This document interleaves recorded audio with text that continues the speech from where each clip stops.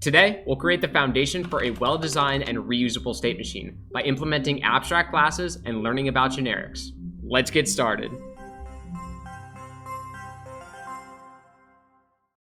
Here is a summarized pseudocode example of a player state machine I designed a couple of years ago. What happens when we want to make another state machine with different states? We end up rewriting a lot of the same code. Over the next 10 minutes, I'll show you how we can abstract the core pieces of a state machine so that we can reuse them over and over again and keep our code dry. We'll start by creating a new folder titled State Machine. This will house two scripts, BaseState and State Manager. Opening BaseState first, this is an abstract class, which means that it's more of a blueprint or contract for other classes we program at a later time. Here, we will list all of the methods that each concrete state will have access to. Today, the base state will declare enter state, exit state, update state, get next state, onTrigger enter, onTrigger stay, and onTrigger exit. By marking them as abstract as well, any class that inherits from the abstract base state class will also have to define the logic of these abstract methods. For now, we'll have all of these methods return void, aka nothing, except for getNextState. GetNextState will return what's called a generic. Let's talk about generics. In C#, generics allow us to define a class or method with a placeholder type that is later replaced with the specific type when the class is instantiated, possibly inherited, or method called. We can declare a generic type using the angle brackets and a placeholder name such as t. Generics make our code more reusable by allowing us to create components that work with various data types. But it does so without sacrificing type safety or the need to create duplicate code for each type. What's cool is that we can also add constraints to the generic type. Using the where keyword, we can specify that the type must implement a certain interface or inherit from a particular class. In the case of our BaseState class, we can declare a generic type eState with the constraint where eState::enum. This will specify that eState must be an enum type. Now we can use eState as the return type of getNextState. We'll use generics a bit more in the State Manager class. The State Manager class acts as the brain or central controller of a state machine. The State Manager maintains references to all states, oversees the active state, facilitates transitions between states, and calls essential methods such as enter state and exit state, update state, and various triggers among others. State Manager will be another abstract class because it will allow us to create an unlimited number of concrete state machines. By deriving from State Manager, the concrete state machines will inherit this core state machine functionality. Again, we want this to be reusable. State Manager inherits from Unity's mono behavior, granting it access to methods such as awake, start, update, and the trigger and collision callbacks. We'll utilize some of these methods to get the state machine up and running, and also to delegate some functionality to the current and next states running in the state machine.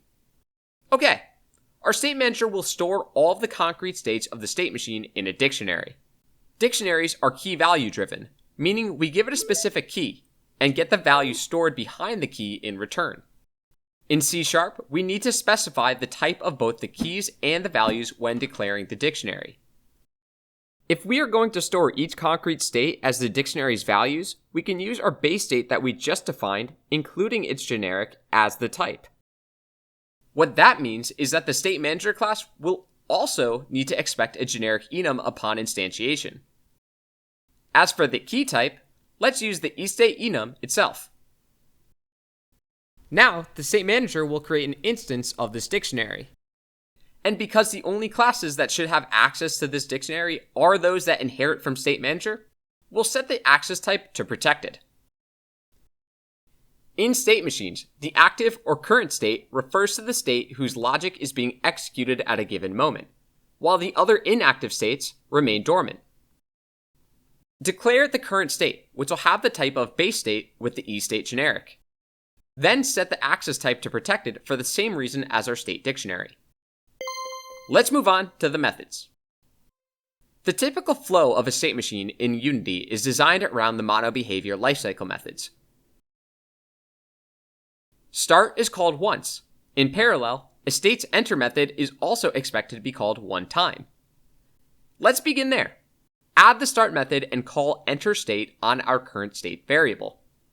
Then we can do the same for update state, which would be called an update, allowing current state to perform its logic on a frame-by-frame basis. Remember our base state's list of methods? We can implement the 3 trigger callbacks in monobehavior methods of the same name. In each, we'll pass the current parameter down to the current state's invocation. But hang on. We'll get an error because base state's onTrigger methods aren't expecting this argument. Luckily, we can quickly update and fix it by changing their abstract declarations. With the 2 remaining methods in the base state, getNextState and exitState, let's not forget one of the primary roles of the state manager, which is to manage transitions between states. While we haven't added the definition for getNextState yet, we do know that it will return an eState enum. This means we can add the logic here in the state manager regarding transitioning from its current state to a new state, the next state. In the update method, we'll set a new variable, nextStateKey, equal to the return value of getNextState, and then add a condition. If the next state key is equal to the current state's state key member variable, then update the current state. On the other hand, when these state key values are not equal to each other, a new method, transition to state, is called to initiate and handle the state change. However, we will quickly get a couple of errors. The first stating that current state.stateKey does not exist yet. Open the BaseState file to add the BaseState constructor. It will expect an eState argument called key. Now we can declare another member variable, stateKey, of type eState. In the constructor, set stateKey to the key argument. Now, whenever we create a new instance of a state, it will require that we pass and set an enum associated with it. Then we can use it in situations like our update method. Awesome. Now we just need to define transition to state.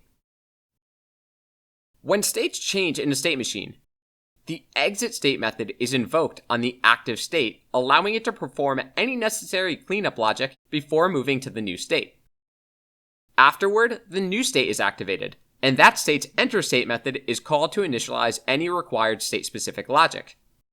Then, the transition is complete. In our code, we'll create the new transition to state method in the state manager class. This will expect an eState parameter appropriately titled stateKey. Now, we'll perform the transition by calling exitState on the current state, changing the current state value to the next state by indexing into the state's dictionary using the state key, and calling enterState on the new current state. One thing we need to consider is that transition to state is being run in the update method, meaning once per frame. That's a problem because transition to state might be called multiple times depending on the game's frame rate. We should fix that. Creating a Boolean member variable is transitioning state. We can set it to true at the top of transition to state method, and back to false at the bottom. Now we can set this additional condition inside of update. Wonderful. We have our base state and state manager set up as the fundamental building blocks of a concrete state machine. The major benefit of this implementation is that we can leverage these abstract classes and generic to create a seemingly endless number of state machines. Each state machine can define an enum list, which can then be used as the argument type to the state manager's generic. What that means is that the states have to be included in the state machine's enum. It's so clean and type safe. So what do you think of this implementation? Is there anything that you would do to make it better? Let me know in the comments below. Next time, we'll reopen the Unity editor and start to build out our character rig for environment interactions. Then, we'll start to program our environment interaction state machine. Thank you to all of my current patrons for the continued support of the channel. If you would like access to all of my project files, including this completed project, check out the iHeartGameDev Patreon. And of course, a special shout out to Jupe, TarotDev, Peter Steiner, Ricky Thonglevong, and Rob Malco for the extra support. If you are interested in joining an awesome growing community of developers just like yourself, hop over to the channel Discord. But that is all for today. Thank you so much for watching, and I'll see you in the next video.